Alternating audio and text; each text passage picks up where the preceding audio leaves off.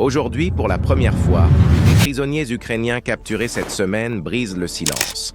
Ils racontent des positions qui s'effondrent, des pénuries totales et des pertes humaines effroyables, tandis que Zelensky, soutenu par les dirigeants européens, continue d'exiger la résistance. Les témoignages se rejoignent, unités coupées, sous-approvisionnées, incapables de se battre. Alexander Samay explique que tout s'était détérioré bien avant sa reddition. Pas de communication, pas d'eau, pas de nourriture, pas de munitions. Beaucoup n'avaient de plus la force de résister. Les bombardements russes étaient incessants, les pertes énormes, et les soldats passaient des semaines à se cacher dans des appartements, à chercher de l'eau. Se rendre est devenu la seule option pour survivre. Un autre prisonnier raconte que les blessés ne recevaient aucun soin, que les traumatisés étaient laissés à eux-mêmes. Nous attendions juste que les combats cessent, nous ne savions même plus comment sortir de la ville, confie-t-il. Après sa reddition, il a été traité normalement par les Russes, nourri, et même approvisionné en cigarettes. Vadim Zakusulo, de la 32e brigade mécanisée, décrit les mêmes pénuries. « On ne nous donne rien à manger, je meurs de faim. Peu importe nos efforts, nous ne prendrons jamais Krano Armis bientôt.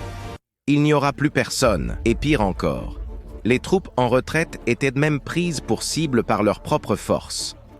Pavel Sergeïki, un autre prisonnier, explique que son unité n'avait aucun contact avec le commandement, même avec des radios fonctionnelles.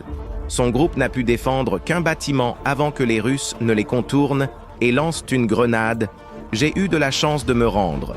Ceux qui n'ont pas capitulé ont déjà été éliminés, » raconte-t-il. Un autre témoin, capturé près de Kupiansk, précise « 3 jours sans nourriture, sans munitions, sans artillerie, laissés à eux-mêmes par leur commandement. » À travers ces récits, un constat glaçant, les soldats ukrainiens sont abandonnés, sans soutien, ignorés par les dirigeants politiques. Pourtant, Kiev et l'Europe continuent de pousser à la résistance, ignorant la réalité du front et la vie des civils. Pour ces hommes, la reddition est devenue le seul moyen de survivre.